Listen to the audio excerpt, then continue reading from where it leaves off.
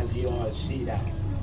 It also a fishing marina, which they do deep sea fish outside. It also have an hotel right there, which is 25 rooms, Glistening Water Hotel. That hotel built 27 years now. Wow. Since that hotel built. The name Glistening Water came about in the early 60s. The name Glistening Water by scientist John Hopkins. John Hopkins. He is a scientist they could get in the early 60s to come to Jamaica, in Trelawney, in Falmouth, to do the study on the microorganisms that live inside the bay here. Inside here, we got some living microorganisms. We who live here grow up locally knowing it as phosphorus. Phosphorus. You're familiar with that? The reason for phosphorus, because it's fascinating to the eyes. And that's the only reason why the term phosphorus came in it locally. You're also familiar with this big name, bioluminous. Bioluminous.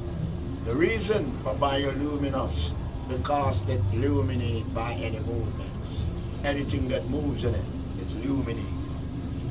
Scientists study it here. The correct term for it is priodinium. Priodinium. That's the scientific terms for the organism. It lives amongst the two layers, which salt and fresh. Fresh water comes from the river located on the left side of the bay, which known as the Martabray River, and that's where they do river rafting in Trelawney. Over on the right side of the bay, and that's the opening of the harbor, is on the right, and that's where the salt water came into the bay. So it's a mixture inside here, which is brackish. Salt and fresh, it's brackish. Scientists studied here. They have seen this in 3 other countries from Jamaica. Bahamas is 1. Puerto Rico is 2. Indonesia, 3. Jamaica, it's 4. 4 places in the world. This one has proven as the biggest one. This one has proven as the brightest one worldwide. We have no alligators in the bay. We have no shark in the bay. There are no dangerous creatures in the bay. You happen to fall in, by your movements, it creates bright light around you.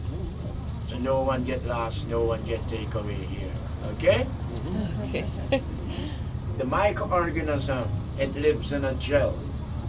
You can feel that gel. It's a thin layer of gel, and it's only Captain Jerry know that.